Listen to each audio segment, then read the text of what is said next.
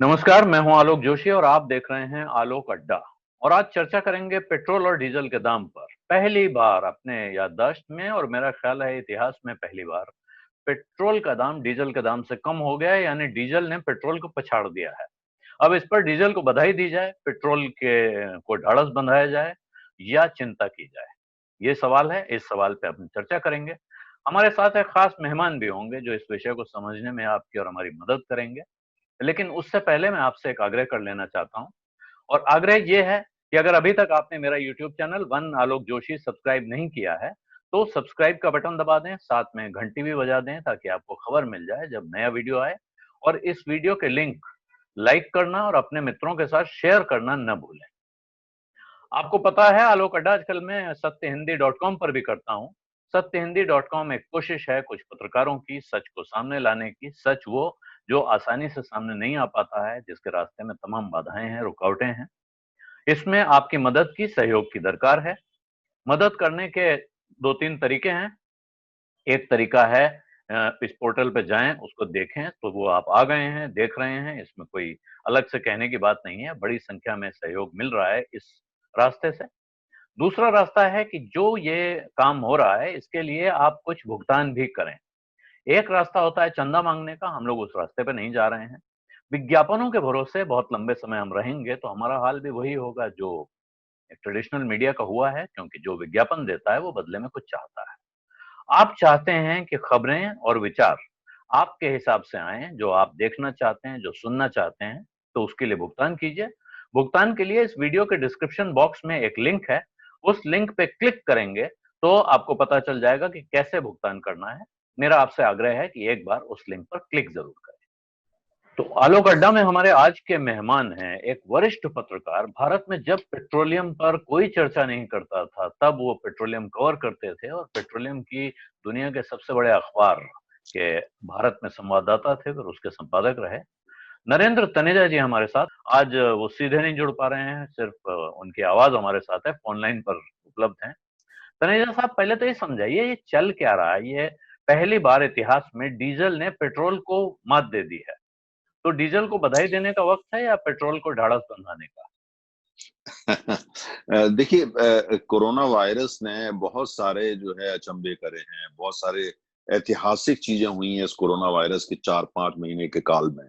और जिसमें एक वो भी है जिसकी चर्चा आपने करी। भारत के इतिहास में कभी भी डीजल पेट्रोल से महंगा नहीं रहा, क्योंकि डीजल को ये माना जाता था ये तो किसान का ईंधन है, ये तो आम आदमी का ईंधन है, परिवहन का है, बसों का है। हमारी फौजें डीजल पे चलती हैं, हमारी रेल डीजल पे चलती है। लिहाजा उसको सरकार सब्सिडाइज भी करती थी और वो आमतौर से सस्ता भी होता था। पेट्रोल को माना जाता था मिडिल क्लास का और धनाढ़ लोगों का ईंधन है वो। और कुल मिला के जितनी भी ईंधन हम खर्च करते हैं उसमें हिस्सेदारी डीजल की लगभग 45% होती है। पेट्रोल तो मात्र 10% है। लेकिन कोरोना वायरस के चलते जिस तरह से हड़कंप आया दुनिया की अर्थव्यवस्था में, तेल की कीमतें जो है वो लगभग $26 पर बैरल पहुंच गई। उस दौरान जो है जब $26 पहुंची, तो ये हुआ कि आम उपभोक्ता को तो आदत है कि वो ₹60, ₹65, ₹70, बंबई वगैरह में ₹80 प्रति लीटर देता है। और लेकिन वो ऐसे हालात बने थे जब 26 हुई, अगर पूरी की पूरी वो कीमत जो है उपभोक्ता को पास ऑन कर दी जाती, तो तेल तो पेट्रोल डीजल दोनों बहुत ही सस्ते हो जाते। कहीं पे इस तरह की सोच आई, लोगों ने कहा कि भाई एकदम नहीं करना चाहिए। लिहाजा भारत सरकार की अर्थव्यवस्था वो भी काफी जो है परेशानी में आ चुकी थी कोरोना वायरस के दौरान। और राज्य सरकारों की अर्थव्यवस्थाएं तो बिल्कुल ही खस्ता हालत में थी। खासतौर से दिल्ली के मुख्यमंत्री जो बार बार कह रहे थे कि भाई मेरे पास तो पैसे नहीं तनख्वाह देने के।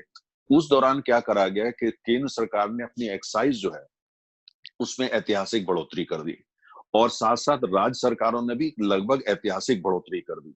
अब वो राज्य सरकारें भी उनकी भी जी, जो थोड़ा-सा टैक्सेस हैं तने जैसा काफी बीच हाई। में रोक रहा हूँ, लेकिन ये जो बढ़ोतरी आप कह रहे हैं, ऐतिहासिक बढ़ोतरी, ये इसका एक आइडिया देंगे कितनी, कहाँ से कहाँ पहुँच गई? क्योंकि आज इसके आंकड़े आ रहे हैं, बहुत लोग गिना रहे हैं कि साहब जो 100% का गैप होता था इंटरनेशनल मार्केट और भारत के बाजार में, वो बीच में बढ़ के 800% तक पहुँच गया।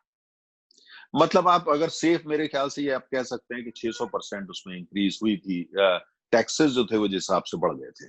जी। तो उसमें कुछ लोग गिना उसको किस दिन गिना गया, क्योंकि बीच में कीमत 26 से भी नीचे चली गई थी। हुँ। तो कौन सा आंकड़ा आप प्रयोग कर रहे हैं, है ना, तो ये उसका आप उस हिसाब से कर सकते हैं। लेकिन अगर आप ये मान के चलते हैं कि जो भाई जहां पे एक्साइज जो है वो ₹9 होती थी, वो 30 क्रॉस कर गया है, जहां पे वेट होता था वो कहीं ज्यादा पहुंच गया।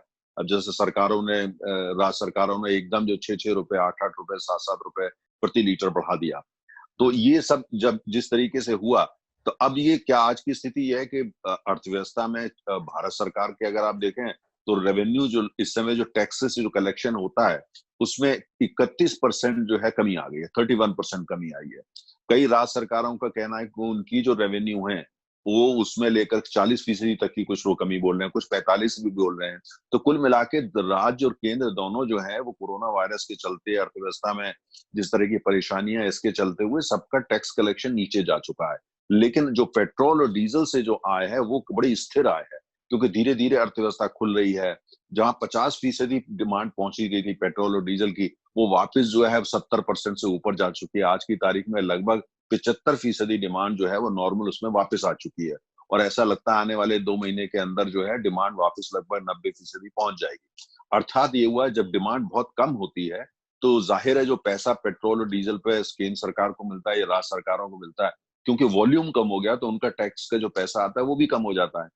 तो वो इस तरह की, और अभी भी केंद्र सरकार राज्य सरकार दोनों का कहना है क्योंकि वॉल्यूम अभी 100% नहीं पहुंचा है, वहां नहीं पहुंचा जो प्री कोरोना था, तो अभी जो उनकी जो इनकम है वो कलेक्शन है वो काफी कम है। लेकिन साथ में ये भी बात तय है कि आज आप पेट्रोल पंप पे जा रहे हैं तो जो आप पैसा पे कर रहे हैं, दरअसल पहले ये होता था 50% जो पैसा देते थे वो 50% मोटा मोटा सरकारों पे चला जाता था, चाहे वो केंद्र पे जाता था राज्य सरकारों पे जाता।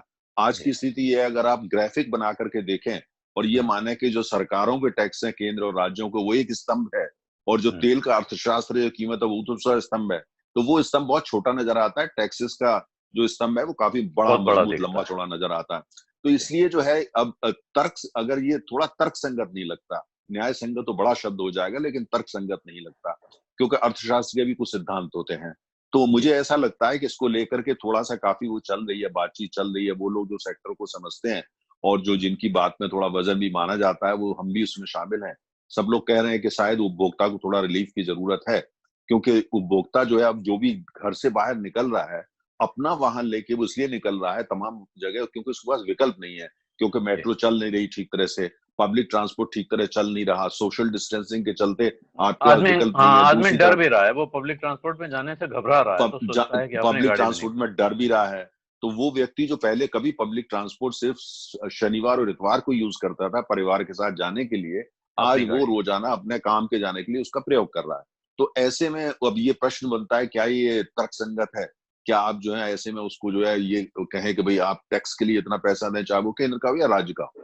तो मुझे एक लगता चीज है जो कि मैं एक पूछना चाह रहा हूँ कि क्या ये कहना सही होगा कि इस वक्त दरअसल सरकार चाहे भी तो उसके लिए बहुत मुश्किल है ये ड्यूटी कम करना, क्योंकि उसके जो कमाई के दूसरे ज्यादातर रास्ते इस वक्त बंद हैं। यही एक जगह दिख रही है जहां उसकी बिक्री भी हो रही है और इस पर कमाई भी हो रही है, और इसमें केंद्र और देखिए राज्य का हिस्सा भी है। देखिए केंद्र और राज्य दोनों इस समय इस हालत में है कि दोनों के जो इनकम होती है, जो रेवेन्यू उनका टैक्सेस से होता है, वो बहुत ही परेशानी में है। हम्म, मैंने जैसे कहा केंद्र का ही 31% कम हो चुका है। आप अंदाज लगाइए कि आपने पूरे साल का बजट पेश किया, आपने तमाम योजनाएं बनी, चाहे वो फौज के लिए योजना थी या शिक्षा के लिए थी या मेक इन इंडिया के लिए थी या तमाम और चीजों के लिए। जब आपके पास पैसा ही नहीं होगा तो आप उसको इम्प्लीमेंट कैसे करेंगे? और राज्य सरकारें जो है उनकी तो कईयों की ये स्थिति बन गई कि तनख्वाह देने के पैसे नहीं है। तो इसलिए समस्या इस समय जो है ये एक धर्म संकट आ गया है कि अगर आप उपभोक्ता को राहत देते हैं तो राहत देंगे भी तो कितनी दे लेंगे? 2 रुपए की दे देंगे, 3 रुपए से ज्यादा तो संभव नहीं हो पाएगी। तो कुल मिलाकर के इस समय बहुत ज्यादा विकल्प जो है वो आपके पास नहीं है। और अगर आप करना चाहेंगे वो एक राजनीतिक फैसला होगा कि लोग बहुत नाराज हो रहे हैं। लेकिन दूसरी तरफ ये भी बात सही है कि अगर राज्य सरकारें केंद्र सरकारें दोनों 2 रुपए 4 रुपए की राहत देती हैं तो कहीं ना कहीं से उनको वो पैसा लाना पड़ेगा, और यही उपभोक्ता जो टैक्स का पैसा देता वो कहाँ से पैसा देगा ये भी समझ में नहीं आता, क्योंकि जी। अर्थव्यवस्था भी पूरी तरह पटरी पर वापस नहीं आई है। हाँ, और क्योंकि तनेजा साहब आप पेट्रोलियम को अध्ययन करते हैं, गहराई से आपने पढ़ा है, और उसके साथ आपने पेट्रोलियम के दामों के इकोनॉमी पर जो इम्पैक्ट होते हैं उनको भी पढ़ा होगा। खास तौर पे डीजल का आपने जिक्र किया कि इसको किसानों का ईंधन माना जाता था, इसको पब्लिक ट्रांसपोर्ट का ईंधन माना जाता है, और ये माना जाता है कि डीजल का दाम बढ़ने का अर्थ होता है दुनिया की हर चीज महंगी हो जाना। तो डीजल इतना महंगा हो गया है कि डीजल पर एक्साइज ड्यूटी पेट्रोल से ज्यादा हो गई है, ये क्यों और कैसे हो गया? क्या ये सरकार नहीं मानती है कि डीजल को सपोर्ट की जरूरत है, डीजल का दाम पेट्रोल से कम होना चाहिए? देखिए, पहली बात तो ये है कि पूरे विश्व के अंदर आप चाहे इंग्लैंड में देखें, जर्मनी में देखें, डीजल हमेशा पेट्रोल से महंगा होता है, हमेशा। क्योंकि डीजल को ये माना जाता है कि उसकी प्रोडक्टिविटी ज्यादा होती है, उसमें शक्ति ज्यादा होती है, कम डीजल खर्च से आप ज्यादा दूरी तय करते हैं, इसलिए वो महंगा होता है। और डीजल बनाने में, कच्चे तेल से डीजल बनाने में ज्यादा पैसा खर्च होता है। जब कच्चे तेल को आप रिफाइनरी में लाते हैं, सबसे पहले जो निकल के आता है वो पेट्रोल ही होता है, इतना आसान होता है, सस्ता होता है। डीजल जो है वो जर्मनी के एक वैज्ञानिक थे, डीजल, उन्होंने कैसे डीजल बनाया जाए इसकी विधि लेके आए थे, इसलिए डीजल महंगा होता है। लेकिन साथ में अब वो समय नहीं रहा जब ये कहा जाता था डीजल जो है भारत के किसान की का ईंधन है, क्योंकि आज जो है बिजली की समस्या काफी हद तक हल हो गई है, और हमारे यहाँ बिजली की जो है डिमांड से ज्यादा सप्लाई है, और किसान जो है वो काफी हद तक आजकल जो है वो बिजली का प्रयोग कर रहा है सिंचाई के लिए। घरों के अंदर भी उन कईयों के पास बिजली पहुंचे, तमाम चीज के लिए बिजली का प्रयोग होने लगा है। तो उसकी निर्भरता काफी हद तक डीजल से बहुत कम हो चुकी है। दूसरी तरफ परिवहन के अंदर, शहरों के अंदर सीएनजी की बसें काफी चलने लगी हैं। जैसे दिल्ली में तो पब्लिक ट्रांसपोर्ट सारा ही सीएनजी का है। तो स्थिति में थोड़ा परिवर्तन आया, वो पहले वाली बात नहीं है। लेकिन और रेल जो है ज्यादा से ज्यादा बिजली पे चल रही है। भारतीय रेल की योजना है कि आने वाले समय में सब रेल बिजली से चलेगी, डीजल बिल्कुल बंद कर दिया जाएगा।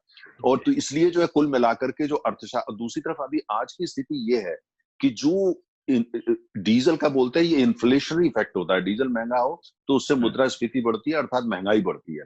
जी। लेकिन आज की जो अर्थव्यवस्था है, आज जो सिचुएशन डिमांड सप्लाई की चल रही है, जहां पे कार वाले ने कार बना रखी है वो बिक नहीं रही, स्कूटर वाले का स्कूटर उतनी आसानी से बिक नहीं रहा, जिसने एक आयरन प्रेस भी बना रखी है वो आसानी से बिक नहीं रही। तो ऐसे में बहुत ज्यादा उसका महंगाई पर असर पड़ेगा ऐसा नजर नहीं आता। वो बहुत महंगाई के ऊपर डीजल का असर बहुत पड़ेगा, पड़ेगा, लेकिन वो बहुत मार्जिनल होगा। ऐसा नहीं होगा कि वो आपको कोई मतलब सूजे हुए अंगूठे की तरह से दिखने लगे, ऐसा नहीं होगा। क्योंकि सारी अर्थव्यवस्था अभी भी कोरोना वायरस जो है उसकी काफी हद तक गिरफ्त में है। तो ऐसे में वो असर नहीं होगा, लेकिन इतना जरूर बनता है कि आम उपभोक्ता जब पेट्रोल पंप पे जा रहा है उसके बाद में ये दिमाग में जरूर आ रही है। लेकिन यह है कि सरकार को इस बात की भी थोड़ी राहत है, केंद्र राज्य दोनों को, कि $40 के आसपास ही कच्चे तेल की कीमतें हैं। आने वाले समय में बढ़ के 50-60 हो जाएंगे, ऐसा नजर आता नहीं। ऐसा नहीं हो पाएगा क्योंकि ओवर सप्लाई है आज भी। तो इसको लेके इन्हें लगता है शायद ये थोड़ा दिन परेशानी है, लेकिन शायद उपभोक्ता को आदत पड़ जाएगी। जैसे मैंने कहा कि विकल्प जो है चाहे वो केंद्र हो या राज्य हो, बहुत ज्यादा नहीं है। इन्फ्लेशनरी इम्पैक्ट होगा लेकिन बहुत कम, बहुत मार्जिनल है।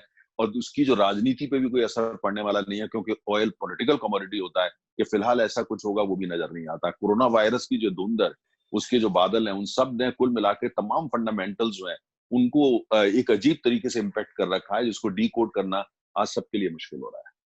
तो ये एक बड़ी तकलीफ की स्थिति है। इसमें एक, हालांकि एक फ्लिप साइड है।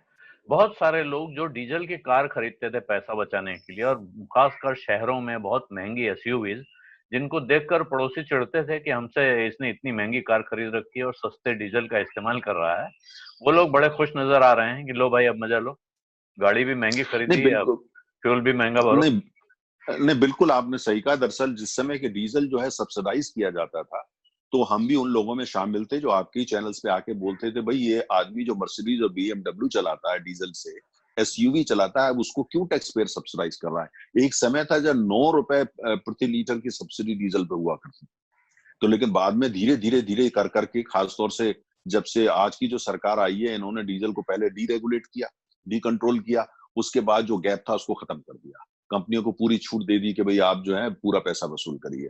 तो उसका नतीजा ये है कि जो डीजल, और आने वाले समय के अंदर जैसे जैसे भारतीय अर्थव्यवस्था विकसित होगी, तो दरअसल डीजल महंगा ही होगा, क्योंकि डीजल को बनाने में ज्यादा पैसा खर्च होता है। डीजल पूरी दुनिया के अंदर पेट्रोल से हमेशा महंगा होता है। जहां सस्ता होता है उसके मुख्य कारण या तो राजनीतिक होता है या सब्सिडी दी जा रही होती है। जी। तो यानी आपने भविष्य के लिए संकेत दे दिया है कि लोग अगर पैसा बचाने के चक्कर में डीजल की गाड़ी खरीद रहे थे तो आगे उनको इस तरह के फैसले नहीं करने चाहिए। न- लेकिन आपने राजनीति का जिक्र भी किया तनेजा साहब, और ये पिछले कई सालों में खास तौर पे देखा जा रहा है कि पेट्रोल डीजल के दाम गिरते तब हैं जब आसपास कोई चुनाव होता है। तो अब क्या उम्मीद ये की जाएगी कि अब बिहार का चुनाव आएगा, उस वक्त पेट्रोल डीजल के दाम कम होंगे? देखिए, पेट्रोलियम प्रोडक्ट्स जो होते हैं, पेट्रोल और डीजल, पूरी दुनिया के अंदर ये पॉलिटिकल कमोडिटी होता है। कुछ देशों को छोड़ दे, जैसे स्विट्जरलैंड हुआ या स्वीडन हुआ, उनको अगर आप छोड़ दें तो। अब जैसे कि ये एक बात का जो बात बड़ी विश्वास से हर आदमी कह रहा है कि $40 औसत कीमत तेल की रहेगी, इससे ज्यादा नहीं बढ़ेगी। बढ़ी तो 42, 43, 45 डॉलर से ऊपर जो है वो कीमत कच्चे तेल की नवंबर तक नहीं जाएगी। अब ये नवंबर क्या बात है, क्यों लोग नवंबर बोल रहे हैं? क्योंकि नवंबर में अमेरिका में राष्ट्रपति पद के चुनाव है और ट्रम्प साहब नहीं चाहेंगे कि तेल बहुत महंगा हो जाए। अगर तेल बहुत महंगा होता है, क्योंकि वहां की तो सारी अर्थव्यवस्था तेल पे चलती है, परिवहन तेल पे चलता है, तो लोग उनको दोबारा चुनेंगे। लिहाजा उनका प्रयास ये है कि $40 से नीचे ना रहे, जिससे उनकी शेल उद्योग ठप ना हो जाए, 45 से ऊपर ना जाए, जिससे उनका वोट ठप ना हो जाए। तो ये तो पॉलिटिकल कमोडिटी है, और इसमें जो है चाहे किसी भी पार्टी की सरकार हुई है, हमने देखा है कि पिछले 40 साल का इतिहास ये बताता है कि जब जब चुनाव होते हैं तो वो sensitive commodity, politically sensitive commodity जो तेल होता है, उसको उस हद पे रखा जाता है जिससे लोगों के लिए वो एक शिकायत या शिकवे का कारण ना बन सके।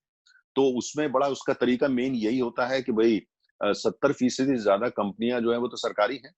अच्छा, और कुल मिलाकर के Bharat petroleum, Hindustan petroleum, Indian oil, हालांकि मेरा हमेशा ये एक तर्क रहता है कि अगर ये डी कंट्रोल कमोडिटी है तो ये तीनों कंपनियों के पेट्रोल पंप पे कीमत एक क्यों होती है? तो कार्टेलाइजेशन हो गया। तो कार्टेल तो नहीं होना चाहिए, है ना? जी। अगर डी कंट्रोल्ड है तो भारत पेट्रोलियम के यहाँ तेल की कुछ कीमत होनी चाहिए, हिंदुस्तान पेट्रोलियम में कुछ होनी चाहिए, लेकिन ऐसा नहीं होता। इसका मतलब ये लोग मिलकर तय करते हैं, वो तो कार्टेलाइजेशन है। ये तो गलत है। तो हम ओपेक की बुराई करते हैं कार्टेलाइजेशन के लिए, और हम खुद कार्टेलाइज करते हैं। लेकिन दूसरी तरफ ये भी है कि उसका एक तो ये होता है कि भाई टैक्सेस जो है वो अगर आपको घटाने ही है तो चुनाव के समय घटाए जाए। तो ये एक ऐसी राजनीति है जिसको राजनीति वाले भी समझते हैं, उपभोक्ता भी समझता है, मीडिया भी समझता है, अर्थशास्त्री भी समझता है। होता हर बार भी है, प्रश्न हर बार उठते हैं, लेकिन जानते सब है ये क्यों हो रहा है। तो ये एक लोकतंत्र का ये भी एक मजेदार चैप्टर है कि सबको इसका उत्तर पता है, लेकिन उसके बावजूद प्रश्न उठाए जाते जी। और धन्यवाद तनेजा साहब, आपने बहुत हैं। अच्छी थैंक यू। जानकारी दी, खास सफाई दी इस विषय पे। और ये विश्वास भी साथ में कम से कम जनता के लिए कि यहाँ से बहुत ज्यादा बढ़ने की आशंका नहीं है। सरकार कोशिश कर रही है, सरकार इस बात पे विचार कर रही है कि कैसे राहत दे सके। बहुत ज्यादा न दे पाए तो कुछ राहत की उम्मीद करनी चाहिए। और $40 से $45 के बीच अगर अंतर्राष्ट्रीय कीमतें रहेंगी तो भारत में कम से कम, अगर आपको ये उम्मीद नहीं है कि दाम गिरेगा, तो दाम यहाँ से बहुत ज्यादा आसमान की तरफ जाएगा, ये डर भी नहीं रहेगा। इसी के साथ मैं इजाजत चाहता हूँ, बस उससे पहले एक आग्रह करूंगा कि इस वीडियो के लिंक अपने मित्रों परिचितों के साथ जितने ज्यादा संभव शेयर करें। और अगर मेरा यूट्यूब चैनल वन आलोक जोशी अभी तक आपने सब्सक्राइब नहीं किया है तो सब्सक्राइब का बटन दबाना न भूलें। साथ में घंटी भी बजा दें, तो आपको खबर मिल जाएगी कब नया वीडियो आया और कब नया लाइव आया। धन्यवाद। नमस्कार।